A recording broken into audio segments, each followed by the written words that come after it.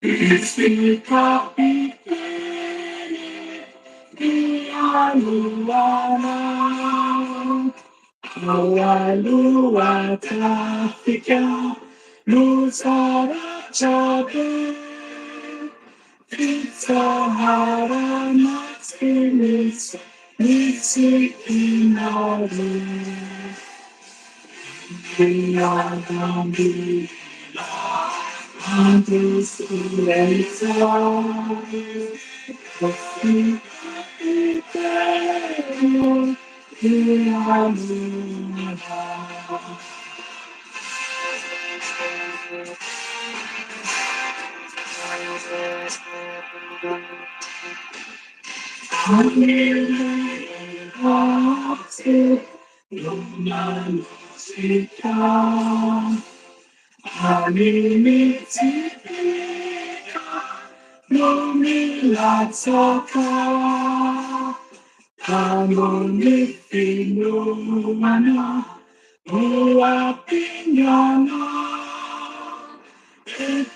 Now found yourself Jesus. We are hungry, to see Jesus. Keep me, hallelujah.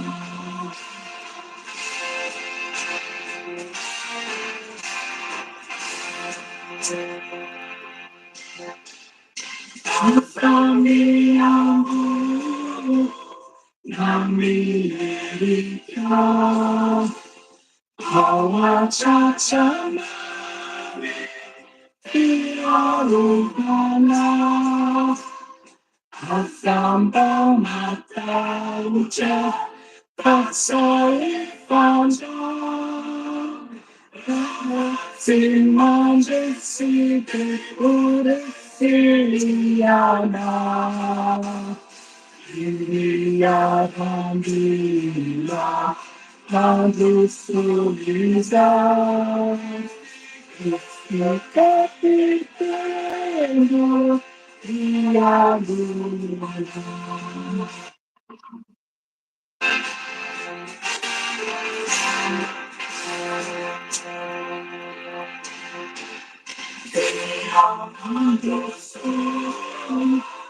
Via Naviza, Camirozza Dia, Aminalua, Iluku Sapatacha, Azake Chaka. Dia Tinia Pizzarani Finiana, Dia Rambina, Mandusuliza, Estica Pitano, Mia Luna.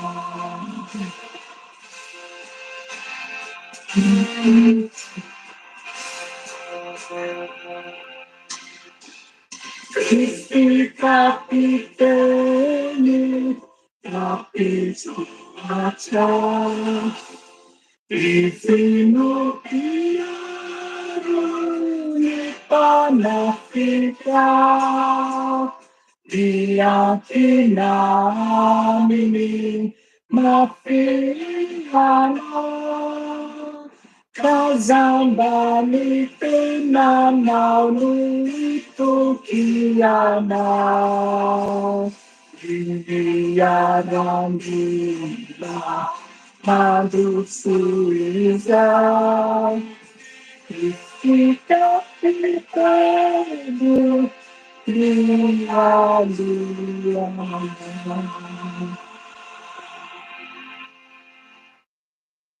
Alleluia, alleluia, alleluia. Mbola faly miaraba anareo eran-tany izay menada anio sabata voalohan'ny volana marsa 2025.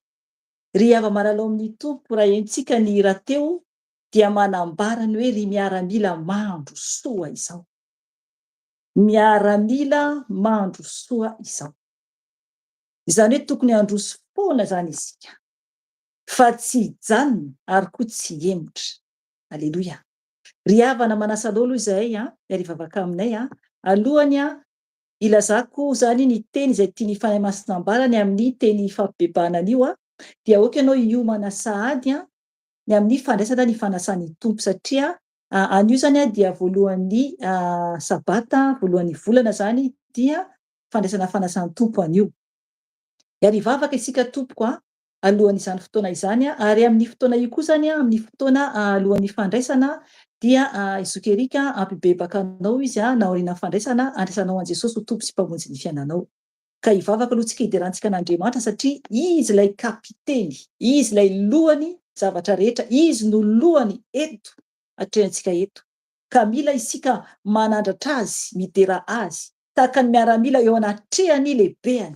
Ka nandratra ny tompo isika izay kapiten'ny fiainantsika dia hidera azy isika, hisaotra azy isika, izy ilay Andriamanitra avo indrindra ary tsisy toa azy. Ary izy no mitarika antsika eto, izy no mampivavaka antsika eto, ny fanahy no miasa amintsika tsiraray avy.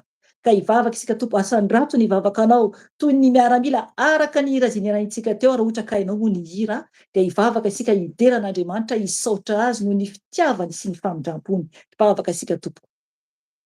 Jesosy tompo, misaotra mankalaza anao. Midera anao zay Jesosy satria mbola nomenao tombonandro ahavelomanay. Misaotra tompo satria anao no kapiteny mpitarika anay. Tahaka ny hira teo Jesosy io. Eny tokoa tompo, miaramila anao izahay.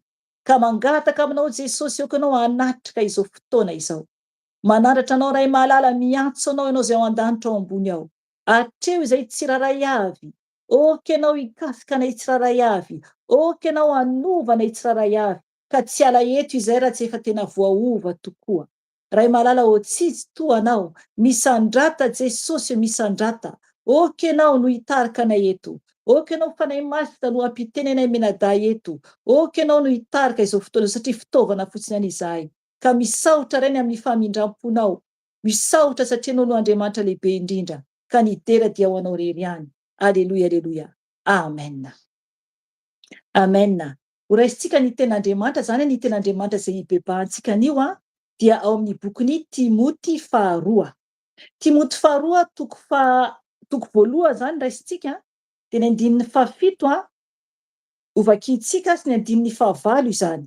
Dia tonga dia raisintsika ny ery amin'ny toko faharoa zany amin'ny Timoty faharoa ihany dia ho vakiantsika ny andinin'ny fahatelo ka hatramin'ny andinin'ny fahatelo ka hatramin'ny andinin'ny fahafito.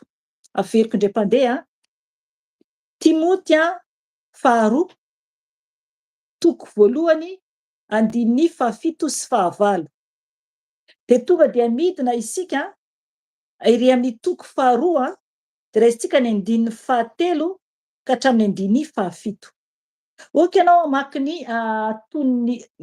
ny toko manontolo fa tsy ampy zany fotoana zany ohatra ka hoe vakiantsika manontolo zany ny toko voalohany sy ny toko faharoa zany fa ny andraisantsika ny bebahantsika zany no ho raisiko fotsiny zany amin'izao fa afaka vakinao ny toko voalohany manontolo sy ny toko faharoa. Zany hoe afoeziko fotsiny zany le izy alohan'ny zahako hamaky an'ilay andiny izay nomeny tompo zany. Io zany dia teny zany i Paoly apôstôly nanoratra anazy ny amin'ny teny izay nameny zany ny Timoty zany, fa mangina ny Timoty zany io teny io zany, fampaherezany any Timoty. Dia eto zany ny teny matoa ny teny io no raisiko dia zao: ny maraina tam'zahako ny fo dia eniko ny fanahy masina ny teny hoe tsy nomena fanahy osa zany isika fa fanahy mahery. Zay ny eniko zany fanahy masina teny izay teny izay. De nahatsapa hoe tonga de ampahafantarina hoe hoentiko zany amin'ny fabebahana izao alina izao. Zay zany teny fanahy masina ny ke hoe tsy nomena fanahy osa zany isika fa fanahy mahery. Aleluia, aleluia. Tena marina zany zay na tonga le tenin'Andriamanitra raisitsika an'io ary koa ilay hira zany raisitsika zao hoe le nenotsika teo azafady hoe le hoe ry miaramila mandrosoa izao. Manambara fa misy hoe miaramila ho hitanao rehefa mamaky rehefa aveo ao. De ho vakiantsika zany ny teny amin'ny anaran'i Jesosy Tompo. Timoty faharoa toko voalohany andiny fahafito ka hatramin'ny fahavalo hatreo aloha. Hoy ny teny amin'ny anaran'i Jesosy Tompo. Fa tsy nomen'Andriamanitra fanahy fahosana isika, fa fanahy ny hery sy ny fitiavana ary ny fahonoana tena. Koa aza menatra ny vavolombelon'ny tompontsika ianao, na amiko izay mpifatony. Fa aoka ianao ho mpiombona fahoriana amiko noho ny filazantsara araka ny herin'Andriamanitra. Hatreo ihany aloha ny raisitsika. Dia midintsika ry amin'ny toko faharoa, andininy fahatelo ka hatramin'ny fahafito. Miaritra ny mafy amiko ianao, tahaka ny miaramila tsara ny Kristy Jesosy. Ny miaramila manafika dia tsy mba misy maningo tena amin'ny rarahana izao fiainana izao, raha tahafaly izay efa nifidy azy ho miaramila izy. Raha misy mandray anjara amin'ny fifaninanana dia tsy satroana satrobonaitra izy, raha tsy manezaka araka ny fitsipodalao. Ny mpiasa tany izay misasatra no tokony ho voalohany handray ny vokatra. Dinio izay lazaiko fa omeny tompo fahazavan-tsaina ny amin'ny zavatra rehetra ianao. Amen. Hitanareo zany. Eto zany dia tena hoe saorana fanahy masina namezana an'io teny io. Manambara zany fa isika tsiraray avy isam-batan'olona dia tokony ahazo io fanahy mahery io. Satria i Paoly apôstôly eto, olombelona takantsika ihany izy teo aloha. Izy mihitsy no mampahery ny Timoty izay raisiny toy ny zanakany. Mampahery ny Timoty izy ary niteny tamin'ny Timoty fa tsy nomen'Andriamanitra fanahy fahosana isika. Tena marina zany tompo. Tsy fanahy ny fahosana nomen'Andriamanitra atsika, fa fanahy mahery. Fanahy mahery no nomeny tompo antsika rehefa tena ao amin'i Jesosy isika. Ka tokony tsika tena ahatsapa an'izay hoe fanahy manao ahoana no ao anatiko, fanahy manao ahoana no ao anatinao. Sao de fanahy osa ka reraka foana dia miemotra dia tonga dia resy andaharana. Ry havana mila mijoro isika. Ireo apôstôly lasatra teo aloha izay any an-danitra dia niady tsara koa toa antsika izao. Ka tokony isika tena hoe ahatsapa mihitsy hoe mandray le fanahy mahery any amin'i Jesosy. Mijoro izany, mijoro amin'ny fahamarinana sy ny fahamasinana. Ary koa ny ten'Andriamanitra dia manambara hoe fa fanahy ny hery sy ny fitiavana. Tsy maintsy manam-pitiavana koa zany isika. Satria raha ohatra hoe olona miavonavona, olona ratsy fanahy, olona tsy manam-pitiavana, dia tsy izany. Tsy izany mihitsy ny toetran'ny tompo. Tsy maintsy tia ny olona rehetra, tsy manana fahavalo isika. Tsy manana fahavalo isika tompo, fa tsy maintsy tia ny olona rehetra. Ny fahavalontsika dia Satana sy Losifera ary Belzeboba sy ireo devoly isan-karazany. Izay no fahavalontsika. Raha misy olona iray miady aminao dia tsarovy fa tsy ny olona izy fa le fanahy ratsy ao anatiny. Ka tokony hivavaka ho azy ianao, tokony hamela azy ianao, ary tokony hiezaka ianao hiresaka aminy. Satria tsy manana fahavalo olombelona isika, satria endrik'Andriamanitra avokoa ny olombelona rehetra. Dia mila isika manana fanahy mahery tahaka an'ireo apôstôly lasa teo aloha. Mila isika miady tahaka ny miaramila an'i Jesosy, tena miaramila an'i Jesosy. Ary koa teny ten'Andriamanitra eto hoe ary ny fahonoana tena. Amen. Mila tsika tena mahay mahono tena zany. Hoe ampy zao dia ampy zao. Rehefa hatreto dia hatreto.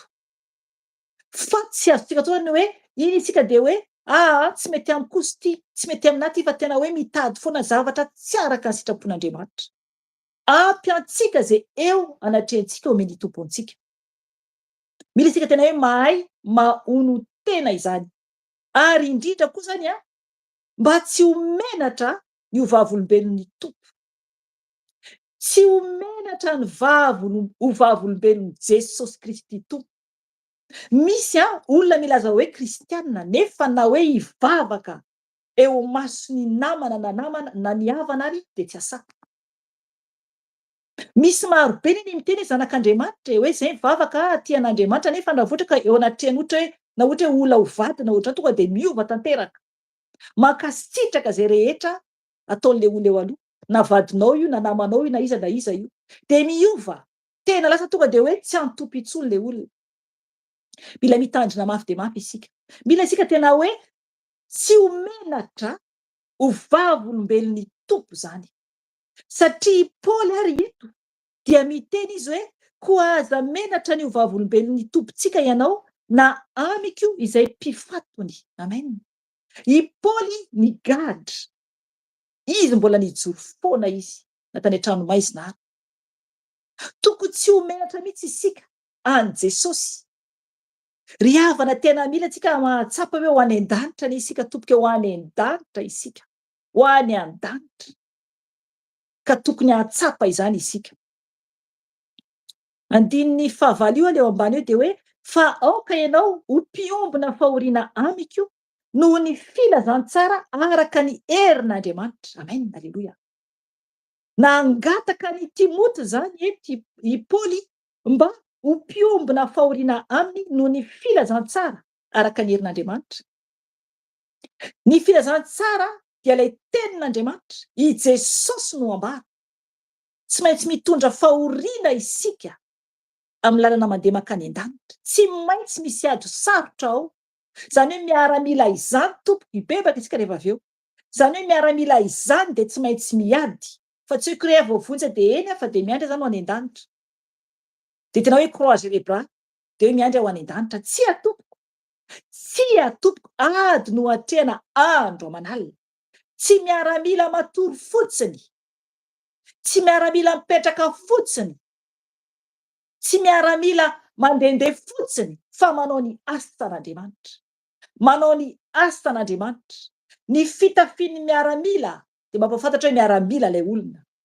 Ny fitafiantsika de tokony ho fantatra hoe zanak'Andriamanitra ianao. Nefany kosa ny ao anatinao ihany koa nefany. Fa tsy hoe koa tena hoe mitafy famasinana be ianao, hoe iny fa mitafy famasinana be na lahy na vavy. De nefany maloto fiainana be, manala baraka an'Andriamanitra. Aoka isika tsy hoe koa hoe toy ny zanak'ondry ety ivelany nefa ny ambodiny ao anatiny. Mila mibebaka isika, mila mitandrina isika. Mila mitandrina mafy de mafy isika. Hidintsika ry amin'ny toko faharoa andininy fahatelo. Hoy ny teny tompo vakiko amin'ny anarany. Miara-miaritra ny mafy amiko ianao tahaka ny miara-mila tsara an Kristy Jesosy. Hitanareo zany? Zay le hira nataontsika teo. Ry miaramila mandrosoa izao. Miteny zany Paoly apôstôly miaritra ny mafy amiko ianao tahaka ny miaramila tsara ny Kristy Jesosy. Amen. Tahaka ny miaramila tsara ny Kristy Jesosy. Mba tena miaramila tsara ny Kristy Jesosy zany tsika tsiraray avy. Ry havana mila isika ho mendrika an Jesosy. Isika tsiraray avy. Na misy folo eo, na misy zato eo, na misy arivo eo, na misy alin'alina miaramila de tadidio tsara. Fa ny tsiraray avy ny ho hitan Jesosy hoe mendrika ve sa tsy mendrika. Raha ohatra ka ray anatin'ny ray alina no diso eo, dia ny tompo tsy anala ny sasany izay tsy diso akory. Fa ilay anankiray iny ihany fahitan'ny tompo de iny ihany no tsy maintsy alana eo amin'ny laharany. Zany hoe any amin'ny afo be zany. Ny miaramila rehetra dia samy manana ny lalany, samy manana ny asany. Aoka tsika ho miaramila tsara ny Kristy Jesosy araka ny tenin'ny Paoly eto. Miaramila tsara ny Kristy Jesosy. Ry havana ny miaramila dia miasa mba azo vola. Zay ny miaramila any amintsika. Na miaramila eran-tany koa io. Miasa mba azo vola ndray karama izany. Isika miasa mba azo ny lanitra. Ny tompo no anome zavatsoa antsika de ny lanitra izany. Tsika tsy vola no azontsika. Tsy vola tahaka ny amin'ny mofo amin'olombelona izany.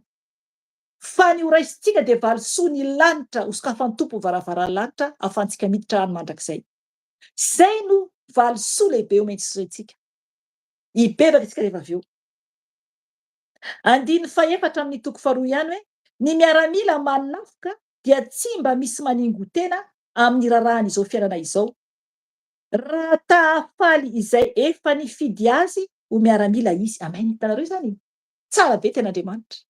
Ny miaramila izany manafika, isika le miaramila manafika, iza moa no tafiantsika? Ny fahavalo no tafiantsika. Dia ny devoly sy ny asa-maizina rehetra ara-panahy eto ara-panahy. Ny fahavalo no tafiantsika. Reny no fahavalo miady amintsika. Dia ny ara-panahy zany ny amin'ny devoly izay manafika antsika andro aman'alina. Raha miady tsika mahavita tsara ny adintsika dia tsy mba maningo tena. Tokony tsy hitsahatra mihitsy isika. Tokony tsy halan-daharana isika. Mijoroa tompoko, mijoroa. Tokony tena hijoro foana isika amin'ny ady etrentsika ety ambonin'ny tany. Dia hoy ten'Andriamanitra hoe, averiko hoe 14, ny miaramila manafika dia tsy mba misy maningotena amin'ny raharahany fiainana izao. Raha tahafaly izay efa nifidy azy ho miaramila izy. Amen. Hitanareo zany? Tsy mba mialan-daharana isika raha te hahafaly an'i Jesosy tompo. Ny tompo no jerentsika dia ho fenifaliana isika ary handroso tsara amin'ny asa izay omeny antsika. Amen. Tena marina izany. Tena marina izany. Fenifaliana isika rehefa tena hoe mijery tsara ilay kapiteny, Jesosy kapitentsika.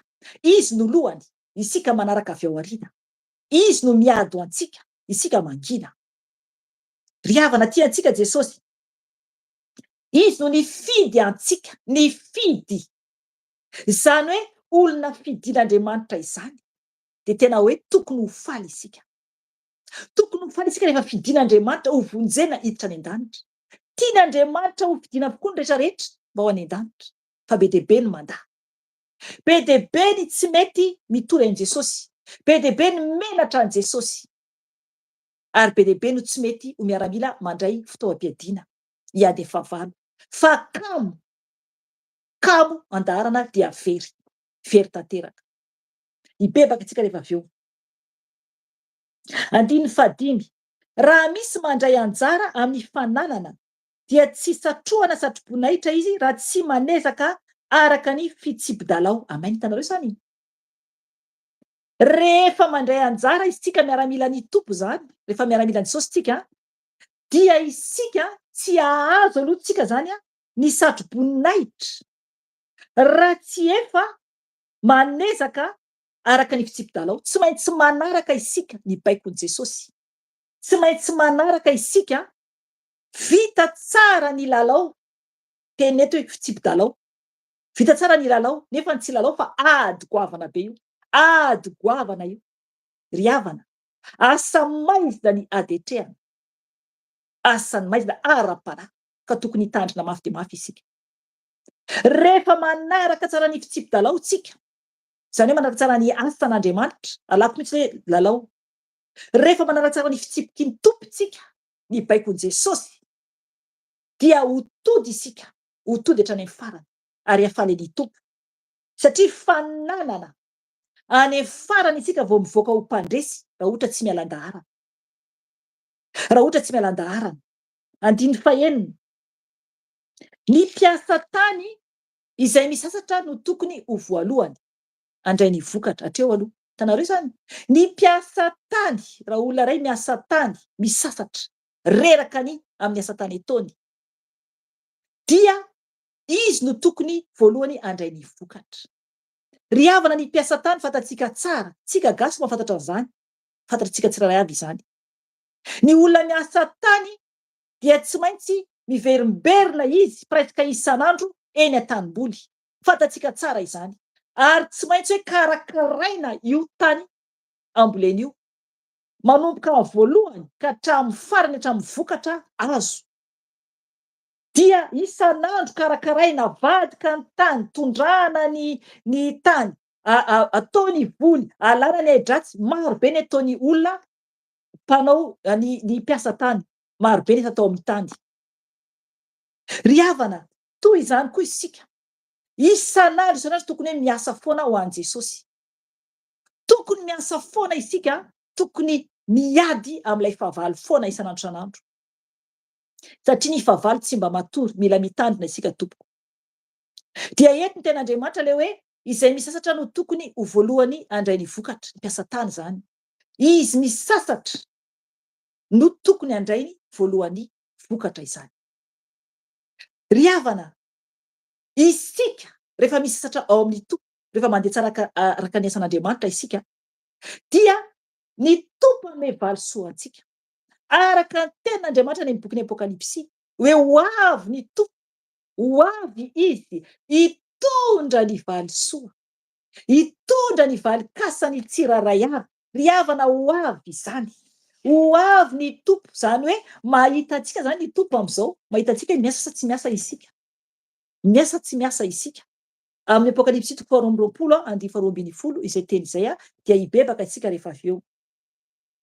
Apokalipsy 4:20 andiny 2:20 hoy ny teny tompo vakiko amin'ny anarany: indro avy aingana aho, ary entiko miaraka amiko ny valisoa avy amiko, mba amaliako ny olona rehetra araka ny asany avy. Amen. Hitanareo zany? Ho avy Jesosy, aleloia.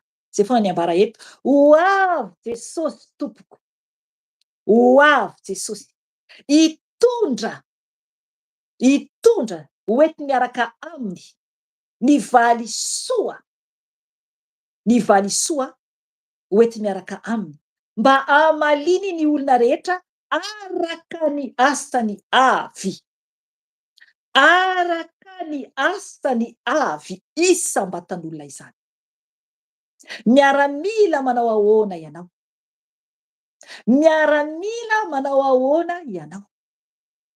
Sao de miaramila tsy mitambasy, sao de miaramila matory foana, sao de miaramila mijery fotsiny.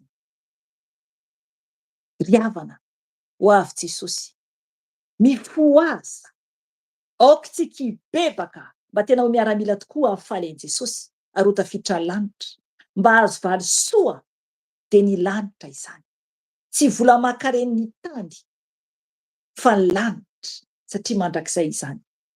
Hibebaka isika, mibeba amin'ny tompo raha variana ianao amin'ny fiainanao andavanandro ka tsy mba neto miaramila an'i Jesosy mihitsy. Hibebaka isika hitondra tenantsika handray an'i Jesosy, dia avy eo isika hitsangana androaka devoly. Miasa ianao mandrako ny fanaratsy, miasa mijoroa, fa ny tompo ampitafy hery ianao.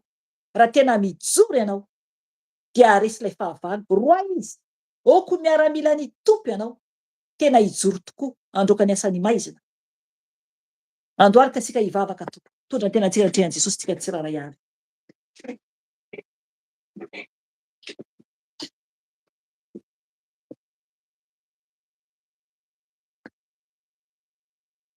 Jesosy tompo, indreto izay Jesosy misaotra anao ny amin'ny teny izay nomenao Jesosy.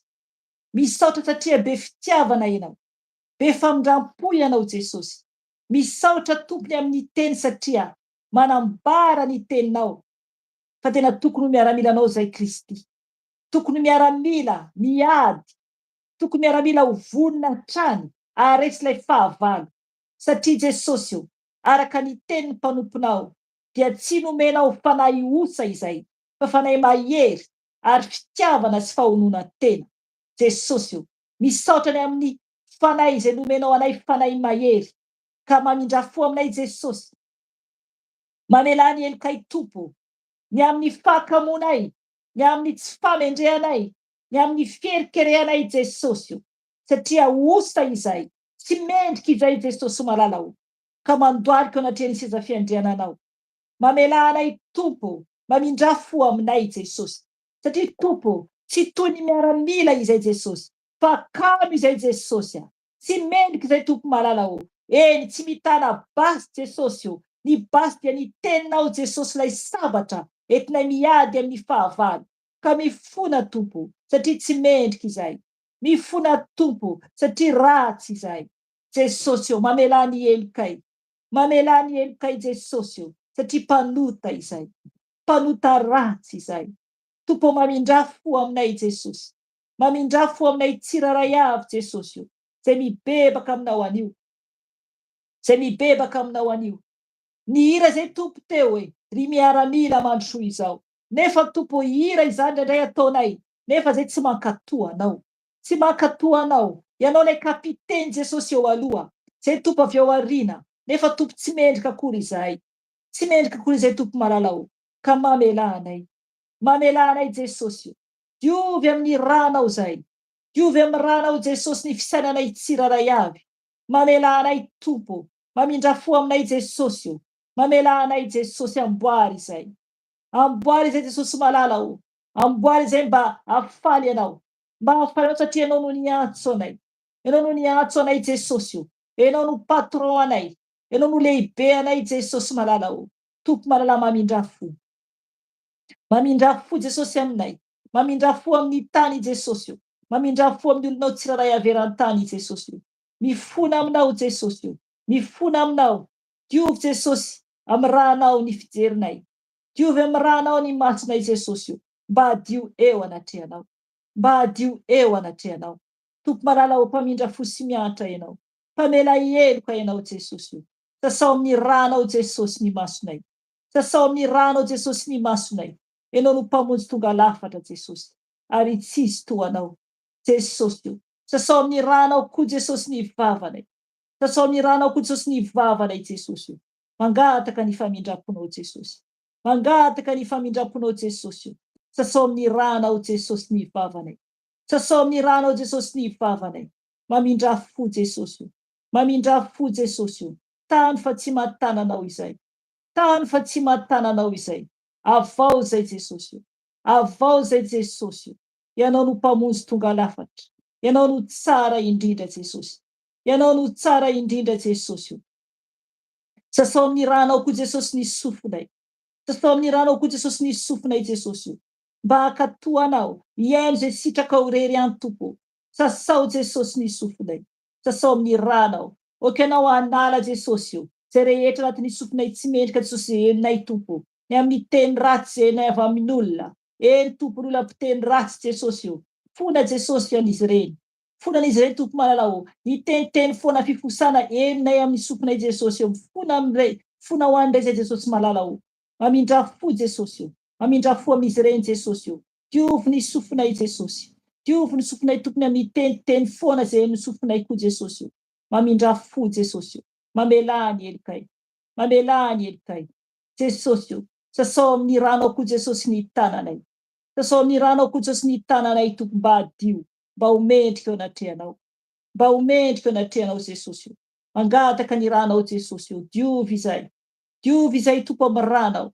Ny tongotray Jesosy. Tsy nandehana ny tongotray. Tsy nandehana ny tongotray Tompo. Ka tsy mendrika teo anatrehanao. Sasao Jesosy amin'ny ranao ny tongotray. Sasao amin'ny ranao ny tongotray Jesosy mba hadio. Mba hadio anatrehanao. Mba hadio anatrehanao. Jesosy. Diovy amin'ny ranao Jesosy. Ny lohanay ka hatramin'ny faladianay. Ny lohanay ka hatramin'ny faladianay. Diovy amin'ny ranao Jesosy. Sotronay ny ranao Jesosy. Sotronay ny ranao Jesosy. Anadio ny taovanay. Anadio ny taovanay. Andoro ny aretina rehetra zay mitatadia forona Jesosy. Anatin'ny taovanay. De dorako amin'ny ranao zany Jesosy. Dorako amin'ny ranao zany Jesosy. Ny aretina ratsy rehetra na inona na inona. Tatadia forona de dorako zany sy amin'ny ranao. Dorako amin'ny ranao zany Jesosy. Diovy amin'ny ranao a Jesosy. Diovy amin'ny ranao a Jesosy. Mifona Jesosy ho an'ny ankonanay tsiraray avy. Mamela Jesosy ny ankonanay tsiraray avy. Mamindra-fo amin'izay manankonana Jesosy. Mamindra-fo Jesosy. Amin'ny fianakavianay tsiraray avy koa Jesosy. Mamindra-fo Jesosy. Mamela Jesosy ny tsiraray avy. Mamela Jesosy ny tsiraray avy. Ho any amin'iza moa zay Tompo malala o. Ho any amin'iza zay Tompo malala o. Aoka izay mba homendrika ho anao rery any. Tompo malala o, mamindra-fo koa ny an'ireo zay menatra Tompo hiteny anao. Mamindra-fo Jesosy an'ireo olona zay menatra hanambaranao Jesosy. Oka ianao Jesosy hikasika vavan'izy ireny. Mba hijoro tanteraka Jesosy. Eny Tompo. Oka ianao Tompo hanamboatra ny tsiraray avy. Oka ianao hanamboatra ny tsiraray avy Jesosy malala o. Ka mangataka ny famindram-ponao. Mangataka ny famindram-ponao Jesosy. Mibebaka ho an'ny tany zay Jesosy. Ny faratsiana rehetra misy amin'ny tany Jesosy. Mamindra-fo amin'ny tany ianao Jesosy. Mamindra-fo amin'ny tandrazanay koa ianao Jesosy malala o. Mibebaka ao Madagasikara izay. Ho an'ny gasy rehetra. Ho an'ny gasy rehetra. Mamindra-fo Jesosy. mamindra fo Jesosy maralaholo. Tompo malalefa niteny anao Jesosy, faroay ny devoly. Tompo miaramila anao izay, ka hitsangana izay tompo androaka ny asan'ny fahavalo rehetra. Aka ny sabatra avy aminao Jesosy ary andoro ny asa fahavalo rehetra. Ka ny anaranao Jesosy avy Nazareta no hitsangananay Jesosy io. Resanay ny hery sy ny fahefana. Androanay ny asa maty Satana rehetra. Ka ny anaranao Jesosy avy Nazareta mandidiky sy androako. Ny asa maty Satana rehetra mialinareo de torako amin'ny rano Jesosy. Torako anao Jesosy avy Nazareta miala ny asa maty Satana rehetra. Teko amin'ny rano Jesosy nareo le voloko amin'ny rano Jesosy. Miala de volo Beelzeboba didiko anao Jesosy avy Nazareta. Teko amin'ny rano Jesosy. Teko amin'ny rano Jesosy. Teko amin'ny rano Jesosy. Tapatapako amin'ny sabatry ny tompo. Tapatapako amin'ny sabatry ny tompo. Miala nareo. Miala torako amin'ny rano Jesosy. Torako amin'ny rano Jesosy. Miala nareo. Miala de volo Lucifera didiko anao Jesosy avy Nazareta. Teko amin'ny rano Jesosy. Teko amin'ny rano Jesosy. Torako amin'ny rano Jesosy. Torako amin'ny rano Jesosy. Torako amin'ny rano Jesosy. Torako amin'ny Jesosy miala de volo Lucifera. Torako amin'ny rano Jesosy miala amin'ny ankohona. Miala amin'ny tokantrano. Miala amin'ny asan'Andriamanitra tsy ambinina. Torako amin'ny rano Jesosy. Torako amin'ny rano Jesosy. Rano Jesosy. Rano Jesosy mandevina. Mandevina isa fahavalo rehetra. Miala de volo Jezebela. Torako amin'ny rano Jesosy. Torako amin'ny rano Jesosy. Torako amin'ny rano Jesosy efa resinareo. Davaky ny elo plasinareo. Miala nareo. Miala de volo vavindrano tsy anakely tsy anapahefana. Torako amin'ny rano Jesosy. Torako amin'ny rano Jesosy. Miala to tokantranoko. Miala amin'ny tena. Miala aminay. Potehako amin'ny rano Jesosy. Potehako amin'ny rano Jesosy. Miala ambony ka hatrany ambany. Torako amin'ny rano Jesosy. Feu. Feu. Feu. Torako amin'ny rano Jesosy tsy ambina fa efa resinareo. Miala nareo. Miala de volony accident rehetra. Potehako amin'ny rano Jesosy. Potehako amin'ny rano Jesosy. Miala de volo merereny ny rivotra ezy tadady anafika tsy ambina fa torako amin'ny rano Jesosy. Torako amin'ny rano Jesosy efa resinareo. Potehako amin'ny rano Jesosy. Potehako amin'ny rano Jesosy. Miala de volo fahafatesana. Potehako amin'ny rano Jesosy. Le fonoko amin'ny rano Jesosy. Le fonoko amin'ny rano Jesosy. Le fonoko amin'ny rano Jesosy. Miala nareo. Miala de volo fanompotsapy rehetra. Torako amin'ny rano Jesosy. Torako amin'ny Jesosy miala to tokantranoko zany. Tsy ambiny zany. Ny sampy mbola mialimialo ka de potehako amin'ny rano Jesosy. Le fonoko amin'ny rano Jesosy. Torako amin'ny rano Jesosy. Sampy zay tafiditra tato na entina tongotra na entina tanana de potehako amin'ny rano Jesosy. Potehako amin'ny rano Jesosy. Torako amin'ny rano Jesosy. Napetapetaka tamin'ny fitafian'ny ankonako de atorako amin'ny rano Jesosy. Torako amin'ny rano Jesosy efa resinareo. Miala nareo. Miala de volony sampy rehetra. Torako amin'ny rano Jesosy. Torako amin'ny rano Jesosy davaky ny elo plasareo. Miala de volony dragona fitoroa tapatapahako amin'ny rano Jesosy. Tapatapahako amin'ny rano Jesosy. Tapatapahako amin'ny rano Jesosy. Tapatapahako amin'ny rano Jesosy. Torako amin'ny rano Jesosy. Torako amin'ny rano Jesosy avy amin'ny rano. Torako amin'ny rano Jesosy. Torako amin'ny Jesosy efa resinareo Satana. Davaky ny elo plasareo. Miala nareo. Torako amin'ny Jesosy miala de volo mena rana ela. Torako amin'ny rano Jesosy. Torako amin'ny rano Jesosy. Torako amin'ny Jesosy miala nareo tokantrano. Miala aminareo tsy ambina efa resy. Torako amin'ny rano Jesosy miala nareo. De volo fankalana rehetra. Miala.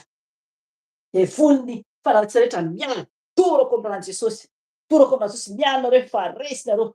De volo manimba rehetan'Andriamanitra. Potehako amin'ny rano Jesosy. Potehako amin'ny rano Jesosy. De volo manafika avy amin'ny écran rehetra. Potehako amin'ny rano Jesosy. Le voloko amin'ny rano Jesosy. Le voloko amin'ny rano Jesosy. De volony olona rehetra ny vavaratsy rehetra zay manafika fa tsy ambinina fa torako amin'ny rano Jesosy. Torako amin'ny rano Jesosy. Torako amin'ny rano Jesosy efa resy. Tsy ambinina. Rano Jesosy mandravarava. Ravarava ny fahavalo rehetra. Tsy ambinina rehefa resy davaky ny elo plasareo. Miala nareo. Ranao tompo manodidina nay tsiraray avy. Rakofy amin'ny ranao Jesosy ny ankonanay tsiraray avy. De volo mpitondra arety mandringana. Torako amin'ny rano Jesosy. Torako amin'ny rano Jesosy. Torako amin'ny Jesosy miala to tokantrano. Miala amin'ny asan'Andriamanitra. Potehako amin'ny rano Jesosy. Potehako amin'ny rano Jesosy. Potehako amin'ny rano Jesosy. Davaky ny elo plasinareo. Davaky ny elo plasareo. Miala nareo tsy ambinina nareo. Torako amin'ny rano Jesosy nareo tsy ambinina nareo de volony afanaosa rehetra de potehako amin'ny rano Jesosy. Torako amin'ny rano Jesosy efa miala nareo. Efa resinareo. Davaky ny elo plasinareo. Tsy ambinina nareo. Miala de volony mpamosavy. Torako amin'ny rano Jesosy. Torako amin'ny rano Jesosy. Torako amin'ny rano Jesosy. Le voloko amin'ny rano Jesosy velana davaky ny elo nareo. Any plasareo. Miala de volo vazimba. Torako amin'ny rano Jesosy. Torako amin'ny rano Jesosy. Torako amin'ny rano Jesosy davaky ny elo plasinareo. Davaky ny elo plasinareo. Miala de volo kalan'oro. Torako amin'ny rano Jesosy. Torako amin'ny Jesosy miala amin'ny ankonako. Miala amin'ny asan'Andriamanitra. Potehako amin'ny rano Jesosy. Potehako amin'ny rano Jesosy. Potehako amin'ny Jesosy miala nareo tsy ambinina nareo. Fa na fiavavalo rehetra. Zanatsipika rehetra rehefa fivavalo de torako amin'ny rano Jesosy. Tapatapahako amin'ny rano Jesosy. Tapatapahako amin'ny sabatry Jesosy. Tapatapahako amin'ny rano Jesosy. Tapatapahako amin'ny rano Jesosy davaky ny elo plasinareo. Tapatapahako amin'ny rano Jesosy davaky ny elo plasareo. Tsy ambinina nareo efa resinareo. Torako amin'ny rano Jesosy. Torako amin'ny rano Jesosy. Torako amin'ny rano Jesosy. Torako amin'ny rano Jesosy. Tsy ambinina nareo efa ravaravana amin'ny rano Jesosy. Ravaravana amin'ny rano Jesosy. Tsy ambinina nareo. tapitra dia efa resy andavakely plasy ranontsy Nazareta. Saotranao Jesosy, rakofy amin'ny ranao Jesosy malala. Rakofy amin'ny ranao Jesosy malala. Oky anao tompony andidina anay, ny ranao tsy amloka hatramin'ny faladianay. Miasanao Jesosy. Ny ranakao Jesosy rakofy amin'ny ranao. Rakofy amin'ny ranao Jesosy malala. Misaotra anao zay. Misaotra anao Jesosy malala. Misaotra anao tompony malala. Andao antsika hangataka ny fanahy masina. Hangataka ny fanahy masina isika.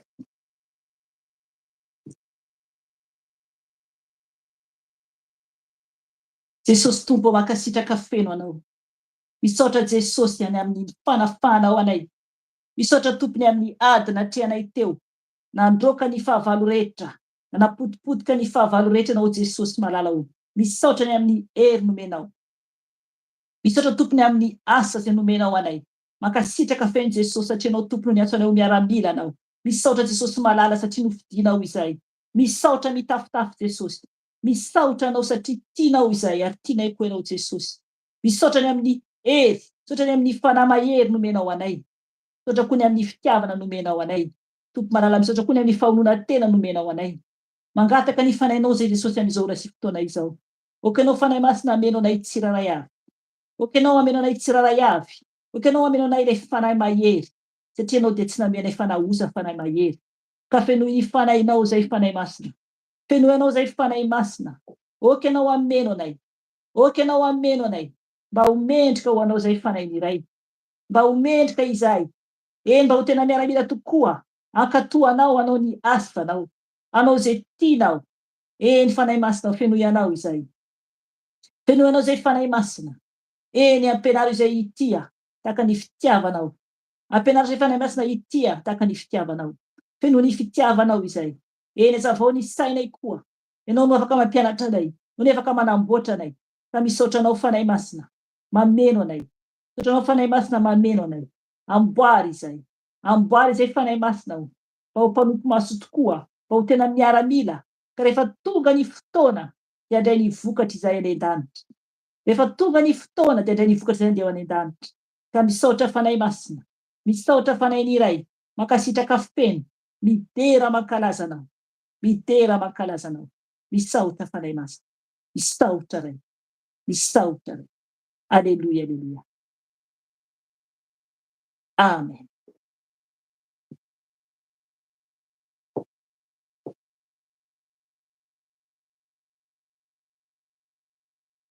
Alleluia. Misaotra Jesosy tsika. Voninahitra ho an Jesosy rery ihany dia omeko any Zokerika ny toen'ny fotoana dia za tonga dia mametraka veloma aminareo tsiraray avy aminara Jesosy tompo. Veloma ndray tompoko. Amen. Amen. Amen. Misaotra ny tompontsika, misaotra ny mama Felicia ny amin'ny teny fampibahana teo. Teny efa feno zany fa tsika moa zany alohan'ny andraisantsika ny fanasan'ny tompo satria araka ny fantatsika dia voalohan'ny volana tokoa androany dia andray ny fanasan'ny tompo tsika efa niomana amin'izany angamba antsika tsirairay avy. Mamerina ny fiarabanantsika amin'ny anaran'i Jesosy dia ny fiadanana sy ny fahasoavana avy amin'Andriamanitra iray ho amintsika indrindra ny firaisana amin'ny fanahy masina zany ho amintsika tsirairay avy. Misaotra ny tompontsika amin'ny teny ny hira tena fampaherezana mba tena ho miaramila tokoa. Tena mampieritreritra zany satria amin'izao fotoana izao dia fantatsika mihitsy fa ao anatin'ny ady zany izao tontolo izao dia raha tena maheno tantarantsika ataoko mahafantatsika tsirairay avy zany ny tantara misy eran-tany dia ny amin'ny ady any Ukraine sy any Russia zany hoe tena ady dia ireo miaramila aman'alon'alina mihitsy ny miaramila maty ny amin'ny andaniny sy ny ankilany. Dia io zany tena misy hoe ny miaramila ireo dia tena hoe tena miady, tena tolotra mihitsy ka misaorana ny tompo fa mbola mitohy araka izany hira izany izay araka ny ambara eto foana moa zany izay mianadahy tsy mifampilaza hoe inona ny teny hozaraina fa misaorana ny tompo fa ny fanahy masina dia mampirindra ny teny mba hifanaraka ny amin'ny izao fiaraha-mivavaka izao dia ho vakitsika moa zany teny izany avy eo fa hivavaka aloha tsika alohan'ny hifampizarantsika teny sy andraisantsika fanasan'ny tompo dia hivavaka tsika tompoko. Eny ry Andriamanitra iray misaotra anao izay satria Ianao tokoa no miantso anay ho tena miaramila. Zany ny anton'izao fiarahan'ny vavaka izao Jesosy isaky ny asabotsy zahay dia miezaka hijoro irahanao Jesosy ho tena miaramila, hanaitra, zany no nandrahanao anay, hanaitra ny olona rehetrarehetra ho vavolombelona tokoa araka ny teninao teo mba ho vavolombelona. Ka de ndreto zahay mianadahy ireo mpanomponao maro tsy tafaraka aminay eto ianao hamangy sy tahiry anay mba tena ho miaramila hijoro hatramin'ny farany. Misaotra ny amin'ny famindrapo sady efa amenao anay ary misaotra ny amin'ny hery tokoa, ny fanahy hery, fanahy fitiavana, fanahy fahonona teny efa nomenao anay teo. Ka dia ampitoera aminay mandrakariva zany ary ampitoera amin'ny olona rehetra izay mihaino koa. Raha nambara ny sitraponao Jesosy alohan'ny andraisanay ny fanasany tompo, ianao no manasa anay dia aoka tsisy ambara fa tsy ny sitraponao, aoka tsisy hoeninay koa fa tsy ny feonao irery ihany. Ka dia mitenena mandrakariva fa voninkaino zahay Jesosy amin'ny anaran'i Jesosy Kristy. Alleluia. Amen. Amen. Dia misaotra ny tompontsika. Ny teny izay fampizarantsika zany alohan'ny andraisana ny fanasan'ny tompo dia amin'ny Romanina toko faharoa ambin'ny folo. Romanina faharoa ambin'ny folo, ny andininy voalohany ihany aloha zany no vakiantsika. Zay ny teny horaisintsika, andraisantsika fampaherezana hiomanantsika ny fandraisana fanasan'ny tompo. Vakiana amin'ny anaran'i Jesosy Romanina toko faharoa ambin'ny folo, ny andininy voalohany. Amin'ny anaran'i Jesosy Kristy. Koa amin'izany mangataka aminareo aho, ry rahalahy, ranabavy, noho ny famindrapon'Andriamanitra mba atolotrareo ny tenanareo ho fanatitra velona, masina, ankasitran'Andriamanitra, fanompoam-pivavahana tsara ataonareo izany. Averiko ny teny amin'ny anaran'i Jesosy koa amin'izany mangataka aminareo aho, ry rahalahy, ranabavy, noho ny famindrapon'Andriamanitra mba atolotrareo ny tenanareo ho fanatitra velona, masina, ankasitran'Andriamanitra, fanompoam-pivavahana tsara ataonareo izany. Amen. Izany teny zany teny fahenontsika efa fantatsika raha ny tena marina raha ho antsika efa manolo tena amin'ny tompo zany raha mbola tsy nandray an'i Jesosy mihitsy ianao na tsy zatra miheno ny tenin'Andriamanitra dia mampirisika foana zany vakio ny tenin'Andriamanitra fa ao amin'ny tenin'Andriamanitra ihany zao teny dia ny Baiboly zany testameta taloha sy testameta vaovao ao no ahitantsika ny fampaherezana araka ny teny izay nomena teo zany tao amin'ny Timoty faharoa toko voalohany sy ny toko faharoa teo andiny fafito sy fahavalo, ny toko voalohany andiny fahatelo ka hatramin'ny fafito, ny tokony andiny faharoa. Mila vakiana zany dia vakiana manontolo izy fa zany ny ahafantarantsika ny sitrapon'Andriamanitra. Eto dia teny raha reverina hoe mety hoe fohy ve zany fa ny tompo ny fanahy masina efa nangatahantsika teo mangatahantsika ampahafantatra ny sitrapon'Andriamanitra ny amin'izay ny teny zany. Araka ny fantatsika dia fandraisana androany fa fanomanana fandraisana dia ny tenin'ny tompo. Amin'ny fandraisana dia averiny foana hoe izao no ataovy ho fahatsiarovana ahy. Io zany mahatonga antsika hoe tena eto amin'izao fiaraha-mivavaka ho avy Jesosy zao dia miteny mihitsy ny tompo ho fahatsiarovana azy dia ny fandraisana ny fanasan'ny tompo. Zany ny tena nitenen'i Jesosy. Jesosy mihitsy niteny an'izany ary tena nandany fotoana, nandany hery, nanomana zava-dehibe mihitsy izy tamin'ny hoe hiara hisakafo tamin'ny mpianatra. Nifidy trano manokana izy dia nikarakaraina mihitsy ilay trano dia teo ry zareo niara nisakafo amin'ny latabatra fa tena zava-dehibe tamin'ny tompo ny fandraisana ny fanasan'ny tompo. Nanasa izany izy, nanasa ny mpianatra hoe ndao tsika hiara hisakafo dia natao zany hoe fandraisana izao no atao fahatsiarovana ahy hozy izy. Io dia mampahatsiaro sady eto. Fanahy masina moa zany no mampahatsiaro hoe raha fantatsika tsara fa tamin'ny fanokafana ny Jeux olympiques zany tamin'ny farany teo dia nangalatra an'izany ny Satana ny fahavalo.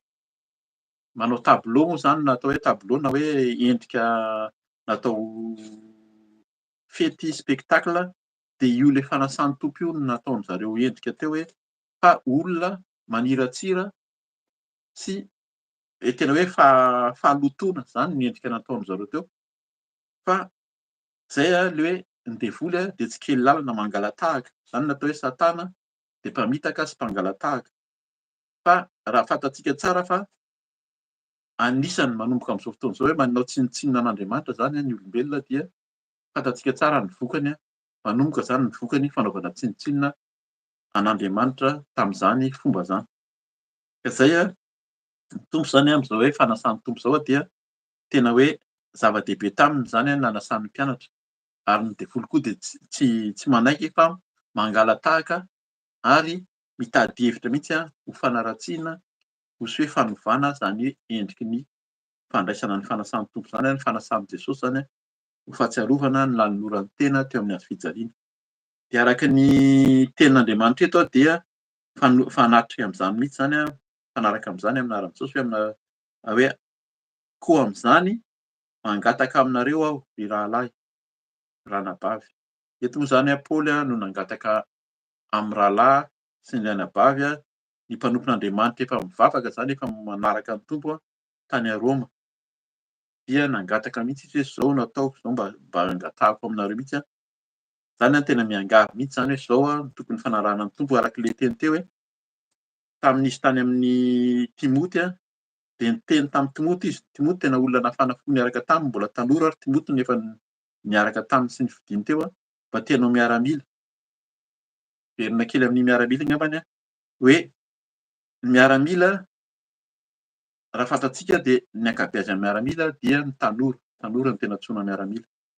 Mila matanjaka, mila mijoro ary miaramila dia tena hoe amin'ny teny frantsay première ligne hoe tena alefa ery aloha ery zany ny olona rehetrarehetra fianakaviana na ny ao amin'ny firenena samy mipetrapetraka any an-tranony any araka ny tenin'ny mpanompon'Andriamanitra teo hoe matory ary ny sasany. Fa miaramila tsy matory fa miady, tena miady ary manolotra ny tenany ho faty. Tena ho faty mihitsy araka ny eto hoe lasa fanatitra. Tena fanatitra zany Jesosy Kristy dia fanatitra mihitsy ka izay koa ny atao hoe miaramila. Dia eto zany ny teny mihitsy Paoly eto hoe mangataka aminareo rahalahy, ranabavy, inona ny angatahany? Tena niangavy mihitsy izy. Noho ny famindrapon'Andriamanitra, mbola mamindra fo zany ny tompo eto noho ny famindrapon'Andriamanitra, fa raha tsy mamindra fo ny tompo raha tsy mamindra fo Andriamanitra dia efa tsy niangavy intsony, samy manao izay tiana ataony ny olona. Fa mbola ao anatin'ny famindrapon'Andriamanitra zany tsika izao. Ho avy ny tompo arak'ilay teny teo, ho avy Jesosy dia mbola anatin'ny famindrapony. Misy olona miteny hoe fa maninona moa tsy rehefa misy fahafatesana dia miteny mihitsy ny sasany fa maninona tsy zany no maty malahelo dia fa matoa tsika zany mbola velona amin'izao dia mbola famindrapon'Andriamanitra. Mbola misy famindrapon'Andriamanitra ka mbola tiantsika hanory tena ho anazy hanao fanatitra velona ho tenenina rehefa avy eo fa izay noho ny famindrapon'Andriamanitra dia mbola velontsika dia maheno izao teny izao. Fa raha fa maty dia efa tsy maheno, tsy mahavita ininona hozy izy. Ny maty tsy mahafantatra ininona fa ny asany sy ny zavatra vitany dia manaraka azy. Zany dia efa fampianarana efa ampahaizana antsika eto fa tsika zany tsy mivavaka amin'ny maty ary ny maty dia tsy manana fahefana amin'ny velona. Fa ny velona no mbola mahazo famindrapon'Andriamanitra dia mbola velontsika dia mangatah ny famindrapon'Andriamanitra mba tsy ho faty ihany koa, faty noho ny fahotana, ho faty noho ny tsy fahatanterahana, fa tena mba ho faty tahaka ny miaramila. Dia inona ilay miaramila? Inona ny atao miaramila? Famindrapon'Andriamanitra mba hatolotrareo ny tenanareo ho fanatitra velona. Zay ilay ohatran'ilay miaramila. Zay tena hoe isaorana ny tompo efa voateny teo aloha teo daholo ny tenin'Andriamanitra nahagaga. Rehefa misy tenin'Andriamanitra matetika dia misy lahatsoratra lavalava indraindray omeny na texte moa zany. Fa teto dia tena io mihitsy no omen'ny tompo. Tena mbola nieritreritra raha hoe hamaky ny andinin'ny faharoa vasa raha ho vakiana ihany avy eo fa napetraky ny tompo mihitsy ny andininy voalohany eo ihany no hazavainao. Dia io atolotrareo sy izy inona ny angatahany dia mbola misy ny famindrapon'Andriamanitra dia atolory ny tenanareo ho fanatitra aloha. Izay ilay hoe manolotra ny tena ho fanatitra izany dia tahaka miaramila arak'ilay resaka teo manolotra ny tena ny ho fanatitra ireo miaramila ireo. Tena ho faty mihitsy, tena mampalahelo mihitsy zany mahita an'ilay miaramila maty indrindra moa zany miaramila izay irahan'ny fanjakana na amin'ny mpanafika na amin'ny tafiana dia tena mampalahelo. Ny fianakaviana moa zany dia tsisy ataony afa-tsy ny manao tsangam-bato de manome voninkazo hoe maty ny havako, maty ny anadahako, maty ny zanako. Tsy zavatra azo atao fa natao fanatitra reny, tena natao sonona araky ny fiteny ho fanavotana ny firenena sao de mba ho resy any le fahavalo na le mpanafika io na le tafiana de lasa fahavalo zany dia iza natao fanatitra ny miaramila. Zay atolotra eo zany tena fanatitra mihitsy. Efa fantatra zany fa mety ho faty ianao raha manao miaramila aty Eropa am'zao fotoana zao de matahotra mihitsy ny tovolahy hoe tsy hanao miaramila intsony zay fa alefa ho faty. Kanefa ny tenin'ny Tompo teo de tokony tahaka ny miaramila mihitsy tsika, vonona hanolotra ny tenantsika ho an'Andriamanitra ho tena fanatitra. Tenantsika tsirairay avy zao mihitsy zany no tena hoe fanatitra ary tsy vita hoe fanatitra maty. Eto zany zay koa zany mila fantaro hoe maninona moa zany ny tenenin'ny Paoly eto. Atolory ny tenanareo ho fanatitra velona. Tsy miteny hoe fanatitra maty raha ny maty no atao fanatitra, zay zany no endrika kely eto zany moa Jesosy moa zany ny teny ato zao natao fahatsiarovana ahy. Jesosy de nanao fanatitra ny tenany ary tamin'izy fahavelomana mihitsy nanolotra ny tenany teo amin'ny hazo-fijaliana. Velona mihitsy Jesosy nanolotra ny tenany teo amin'ny hazo-fijaliana de fantatsika fa izy ihany nanolotra ny ainy. Izy no teny hoe vita natolotra ny ainy dia ho an'ny olona mpijery, zay le fahavalo ho an'ny olona mpijery de maty Jesosy. Fa fantatsika zay tena mino fa Jesosy de nitsangana tamin'ny maty, nandresy ny fahafatesana. Tsy maty izy zany fa fanatitra velona le Jesosy Kristy io. Zay no tian'ny Paoly tenenina koa tahaka an' Jesosy tena fanatitra velona. Tamin'ny andron'ny zanak'Israely rehefa manao fanatitra dia vonoina ilay biby zany atao solo fanatitra de lasa maty iny de ny rany no lasa hoe atao famelan-keloka zany misolo heloka an'le olona manolotra an'le fanatitra. Fa Jesosy de tena fanatitra velona.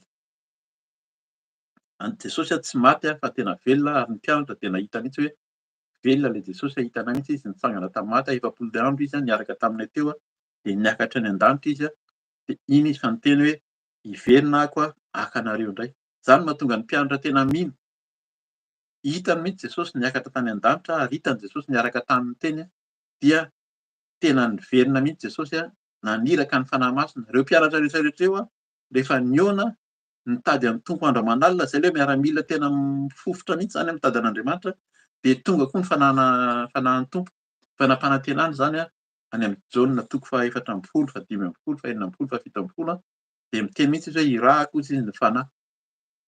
Ny fanahiko zay tsy azon'izao tontolo izao ho raisina satria tsy hitany na fantany zay de nitenen'i Jesosy mihitsy hoe zay mino sy manaraka azy de omeny an'io fanahy masina io. De io le niteneniny teo. Zay ny tena isaorana ny tompo hoe raha ny fanazavana amen'ny fanahy masina zany de efa vita tam'le tenin'Andriamanitra teo. Fa tsy nomen'Andriamanitra fanahy fahosana isika. Zay le fanahy masina nomeny Jesosy. Tsy fanahy fahosana fa fanahy hery. Meny fanahy hery tena manan-kery zany. Fanahy ny fitiavana, tena ny fitiavana de le Andriamanitra ihany ny fitiavana. Izy le fitiavana ary fanahy ny famonoana tena dia mila mijoro hatramin'ny farany amin'ny nifidianan'ny tompo antsika. Zay le izy zany very kely hoe noho ny famindrapon'Andriamanitra mba hatolotrareo ny tenanareo ho fanatitra velona. Fantatsika tsara zany fa fanatitra aloha voalohany indrindra, mila manolo tena ho fanatitra tsika tahaka ny miaramila, tahaka an'i Jesosy. Zany le atao hoe manara-dian'i Jesosy dia mandray ny tenantsika zany ho fanatitra tahaka anazy koa velona. Dia ny fahavelomantsika mbola ao anatin'ny famindrapon'Andriamanitra de atolory ny tenantsika ho an'ny tompo. Azafady fanatitra velona, fanatitra faingo zany, misy faingo amin'ny rehefa mamaky ny teny zany de misy faingo raha vao mamaky teny de hoe atolory ny tenanareo ho fanatitra velona, faingo masina. De misy faingo indray avy eo dikan'izany fanatitra velona, fanatitra masina. Tsy fanatitra fotsiny amin'izao fa tena fanatitra masina ihany koa. Velona zany aloha voalohany indrindra tena velona tena hoe tsy maty. Fa fanatitra velona tsika fahavelomantsika izao no tokony hanolo tena ho an'ny tompo fa tsy miandry. Ary fanatitra velona zany koa dia tena hoe olona velona, tena hoe olona mifo zany, olona vonona dia fanatitra masina. Zay le ambara foana hoe fahamasinana. Mila masina ny dikan'izany fahamasinana zany dia olona voatokana. Amin'ny teny frantsay izy hoe mise à part ozy izy hoe tena hoe zavatra natokana atao hoe fanatitra masina, ny atao hoe masina dia atokana tsy mitovy amin'ny rehetrarehetra intsony ianao zany rehefa hoe fanatitra masina, tsy mitovy amin'izao tontolo izao intsony. Fa tena hafa mihitsy. Zay angambany isaorana ny tompo fa tsy navelany raha tsy vakiana ny tenin'Andriamanitra hanazavana an'izay teny izay hoe fanatitra masina izay natokana dia izao ny tenyny fanazavana azy andininy faharoa amin'ny toko faharoa ambin'ny folo izao ny dikan'ilay fanatitra masina zany anisany amin'ny anaran'i Jesosy hoe aza manaraka fanao an'izao tontolo izao fa miovahana amin'ny fanavaozana ny saina mba hamantarana anareo ny sitrapon'Andriamanitra dia izay tsara sady ankasitrahana no tanteraka. Zay ilay masina zay tena hoe tsy manaraka an'izao tontolo izao intsony natokana lasa olom-baovao zany dia lasa tsy manao ny fanaon'izao tontolo izao tsy manao ny fanaon'ny olona izay eny amin'izao tontolo izao fa tena hoe lasa natokana dia mba fa miova ozy izy, miova tsy ohatran'ilay teo aloha intsony fa lasa miova amin'ny fanavaozana ny saina. Tena ny saintsika mihitsy zany miova. Ny etỳ amin'izao tontolo izao ny fahalalana, ny fahaizana, zany no tena hoe heverina ambony sy tsara. Fa rehefa ao amin'i Jesosy ianao dia saina vaovao no omeny anao dia fanahy vaovao fanahiny hery ozy izy fanahiny fitiavana, famonoana tena.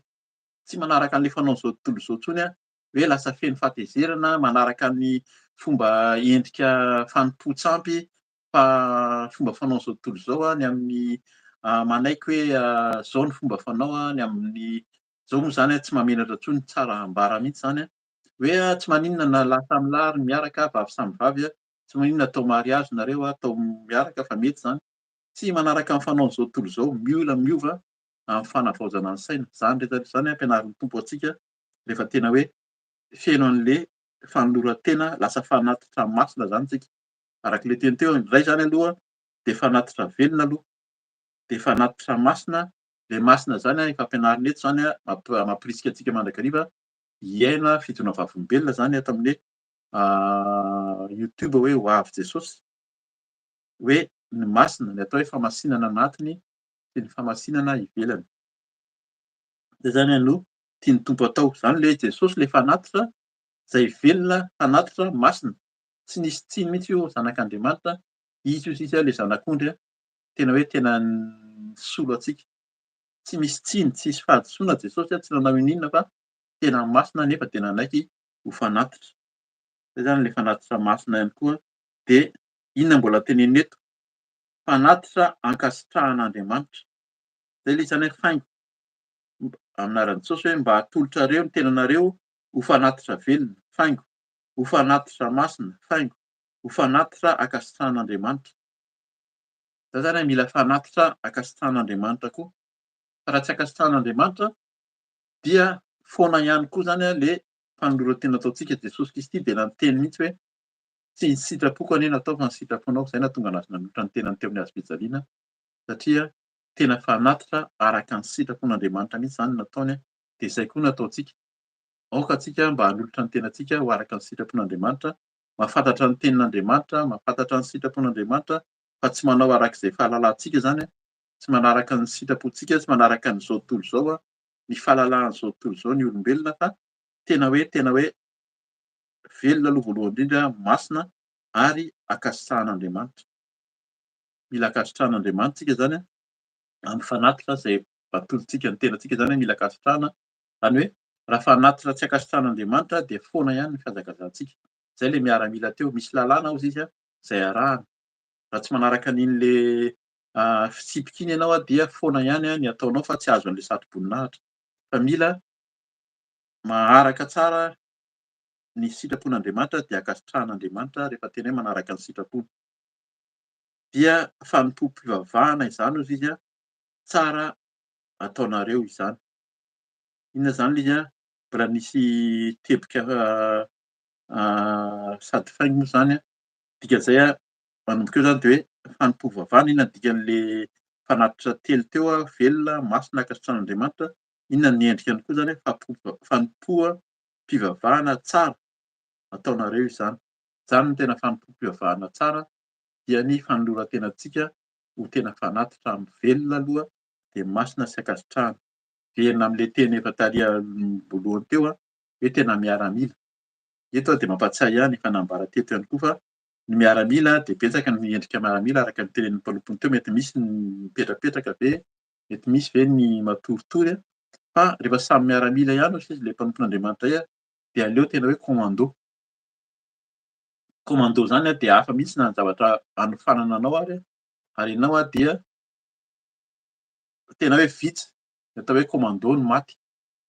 Le miaramila tsotra zany rehefa tsy miomana tsara dia matetika ireny le alefa ho faty aloha ery, fa ny commando tsy mety maty zany ireo fa mahafaty, mandresy mihitsy, mandresy tsy mahafaty maro satria tena hafa mihitsy ny fiofanana azony. Dikan'izay le commando zany dia tahaka an'ilay teny teto hoe voalohany indrindra sady velona izy fa tsy maty, dia masina izy, hafa mihitsy ny hosotra amen'Andriamanitra azy ary akasitrahan'Andriamanitra izy. Dikan'izay zany tena hoe manana finoana, tena hoe hafa mihitsy ny fanoloran-tena. Dia arak'izay hoe zany no tena atao hoe fanompoam-pivavahana hozy izy, tena hoe akasitrahan'ny tompo ka engany tsika tsirairay avy mba hanolotra ny tenantsika tahaka an'izany famparizana an'io zany ho miaramila, ho commando, ho tena hoe hanolotra ny tenantsika tahaka an'i Jesosy arak'ilay teny teo hoe hamaky tsika avy eo amin'ny lohan'ny andraisantsika ny fanasan'ny tompo ny amin'ny hoe inona nahatonga an'i Jesosy hanolotra ny tenany sy nanao izao fandraisana izao dia izao hozy izy natao fahatsiarovana nanoloran'i Jesosy ny tenany teo amin'ny hazofijaliana. Izy ilay fanatitra velona, masina sy akasitran'Andriamanitra, dia tahaka izany koa ny tian'i Jesosy ho ataontsika. Ka dia mahereza hivavaka tsika raha mbola tsy nandray an'i Jesosy mihitsy ianao zany, mbola tsy nanolo tena ho an'ny tompo, hoe nandray anazy ho tompo sy mpamonjy dia tonono mihitsy hoe za Jesosy androany dia handray anao ho tompo sy mpamonjy fa amin'ny vava no hinoana hozy izy sy amin'ny fo no itenenana hozy izy, no any akena amin'ny vava no any akena dia amin'ny fo no tena hinoana. Dia mila manonona ianao zany hivavaka tsika ary raha miembotra varimbariana mora resy le miaramila kamokamo dia raisy Jesosy hiverintsika vao tena fanatitra velona, masina, akasitrahan'ny tompo zany androany. Ka dia hivavaka tsika alohan'ny andraisantsika ny fanasan'ny tompo amin'izay vonona hanolo tena ho an'i Jesosy sy hanavao ny fanoloran-tena. Hivavaka tsika tompo. Eny tompo, misaotra anao zay ny amin'ny teny menao anay fa mampianatra anay ianao, mampafantatra anay, mampahatsiaro izao tokoa Jesosy raha hatsiaro izao hiaona aminao, iray latabatra aminao dia tianao izay hafantatra fa hainao tokoa ilay tena fanatitra velona, masina sy nakasitran'Andriamanitra ary izany no nahatongavanao aty amin'izao tontolo izao, hitondra ny fahotana izao tontolo izao ary n'iza mino sy manaiky anao dia tena vonona ianao hamindra fo sy hamela heloka. Ka mpanomponao Jesosy androany raha mihaino na mihaino izy tsy androany fa amin'ny fotoana manaraka hinono izao video izao, vonona hanolo tena, hanolotra ny tena nofanatitra, handray anao tompo sy mpamonjy dia eny ianao any an-danitra, raiso ny vavaka ataon'ny tsirairay avy fa vonona izy Jesosy androany, vonona Jesosy handray anao tompo sy mpamonjy. Hanaiky anao Jesosy tahaka ny vavaka izay ataoko dia hanaraka izany koa izy androany, hanaiky anao izay Jesosy, hanaiky anao ho tompoko sy mpamonjiko ary handray ny tenanao, ianao ilay nanolotra ny tenanao teo amin'ny hazofijaliana ho fanatitra velona, masina akasitran'Andriamanitra dia tahaka izany koa nanolorako ny tenako anao irery ihany ho tompoko sy mpamonjiko. Ary ny kamo mahalaina Jesosy eny ilay miaramila variana tsy manolo tena, mierikerika, mifeno tahotra, tsy mino androany dia velona hanolo tena ho anao ihany koa dia raiso ny tsirairay avy. Eny tompo mba tsy ho izay izao no ho lavina amin'ny fanjakanao fa tena ho handray anay ianao ho tafiditra amin'ny fanjakanao. Esory araka ny vavakay, araka ny fandroànan'ny devoly tao, esory teo, esory ny tahotra, esory ny henatra, esory ny fahakamoana, ny fahalaina fa aok'izay hifo tanteraka, hijoro hanambara ny voninahitra ary handeha hanaraka ny sitraponao irery ihany. Ka dia hanolotra ny tenanay koa izay tsirairay avy, hanavao ny fanoloran-tena ho fanatitra velona, masina, akasitrahanao irery ihany dia Andriamanitra any an-danitra ary Jesosy Kristy tompo. Misaotra fa tianay isan'andro ianao ary ny fitiavanao izy ianao dia tsy miova hatramin'ny taloha ankehitriny ary mandrakizay.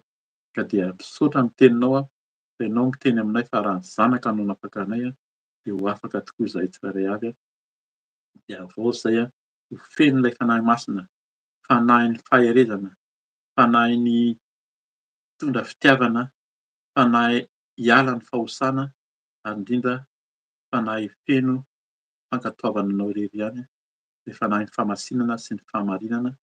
Ka dia misaotra miaraka aminay mandrakariva, miantso anay ary indrindra miteny aminay mandrakariva. Misaotra fanahy masina, misaotra Jesosy amin'ny anaran'i Jesosy Kristy.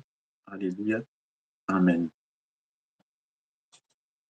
Amen. Misaotra ny tompontsika izany ny amin'ny teny izay nampahereziny hatrany am-boalohany satria teny amintsika ny tompo. Zao tsika ho an'izay efa nanolo-tena zany nandray an'i Jesosy dia natao batisa tamin'ny ranobe satria izany le tenin'Andriamanitra koa zany n'Andriamanitra Jesosy no miteny atao batisa na izy Jesosy Kristy zanak'Andriamanitra ary dia tena natao batisa tamin'ny ranobe mihitsy ka dia izay no angatahantsika koa zany raha mbola tsy vita batisa moa ianao zany dia afaka mitady hoe fiaraha-mivavaka ahafahana manao batisa anao ka dia hitsangantsika miomana amin'ny andraisantsika ny fanasan'ny tompo.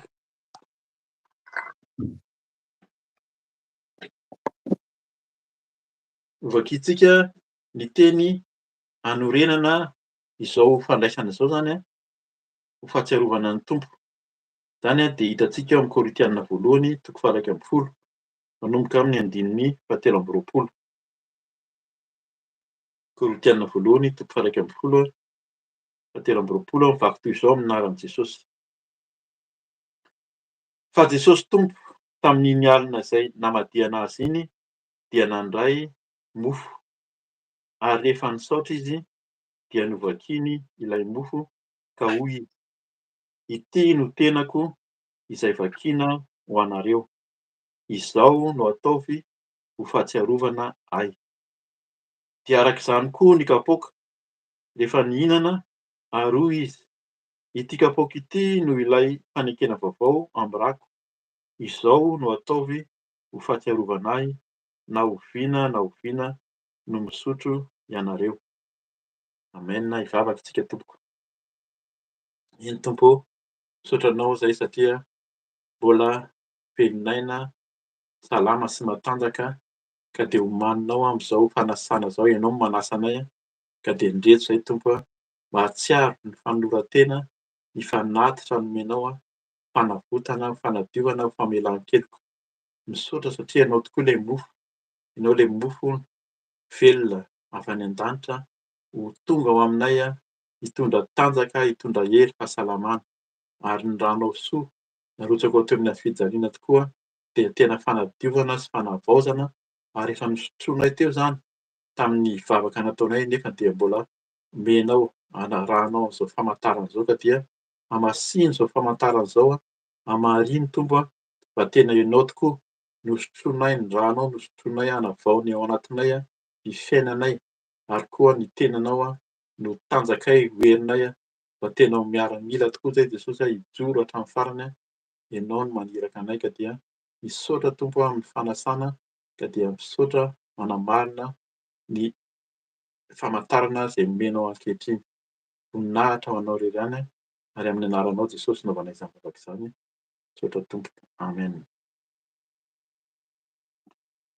Amin'ny anaran'i Jesosy, fa na oviana ianareo no mihinana itony mofo itony sy misotro amin'ny kapoaka dia manambara ny fahafatesan'ny Tompo mandram-piaviny.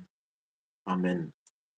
Dia raisintsika ny mofo dia hohanintsika amin'ny anaran'i Jesosy Kristy Tompoko.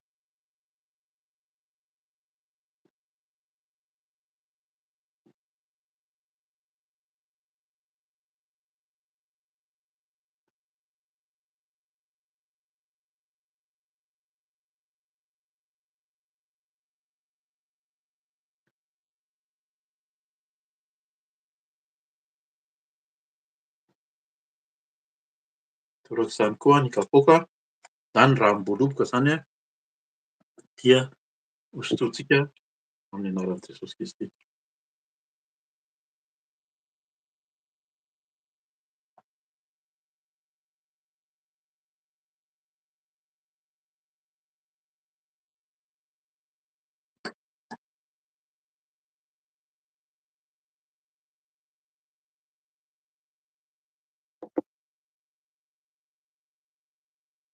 Vavakantsika tompoko. Eny tompo, zany tokoa no tianao mba hatsiaro anao foana zay am'zao fanasanao zao fa ianao nanolotra ny tenanao teo amin'ny hazofijaliana ary zao dia anambaranay ny fahafatesanao nandresy ny fahafatesana koa ianao nitsangana tamy maty satria teny ianao fa ho avy mandra-piavinao izy ianao de tianao zay hatsiaro anao am'zao fanasana menao anay zao.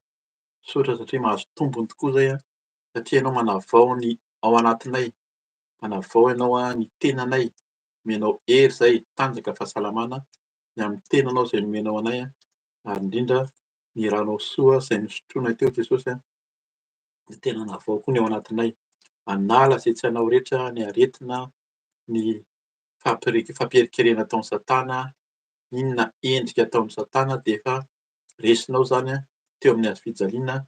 Ianao nandresy ny asan'ny maizina rehetra ka dia mandresy zay Jesosy manana anao, mandresy zay miaramila, mandresy velona, masina, ankasitrahana eo anatrehanao Tompo ka de misaotra satria eny Tompo tsy verina foana ny teninao fa tena ho aminay tsirairay avy ary indrindra misaotra mitahiry anay, tehirivo izay tsirairay avy manomboka izao indray. Ny herinandro vaovao de ianao hitahiry anay Jesosy hiasa, hitory ny voninahitra ao vavolombelona araka ny iraka nomenao anay teo ka de misaotra ny am'fiasanao, misaotra ny famindrapo, misaotra ny famelan-keloka, misaotra satria mamaly vavaka ianao voninahitra ho anao irery ihany dera sy mihaja ho anao irery ihany le Tompony Tompo sy Mpanjakan'ny Mpanjaka. Misaotra Ray, misaotra Jesosy Kristy, misaotra fanahy masina amin'ny anaran'i Jesosy Kristy. Alleloia. Amen.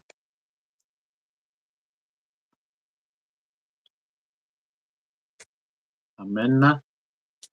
Dia misaotra ny tompontsika ny fataterahany fotoanan'io zany de mianadahy dia manao velomanareo sady amin'ny anaran'i Jesosy.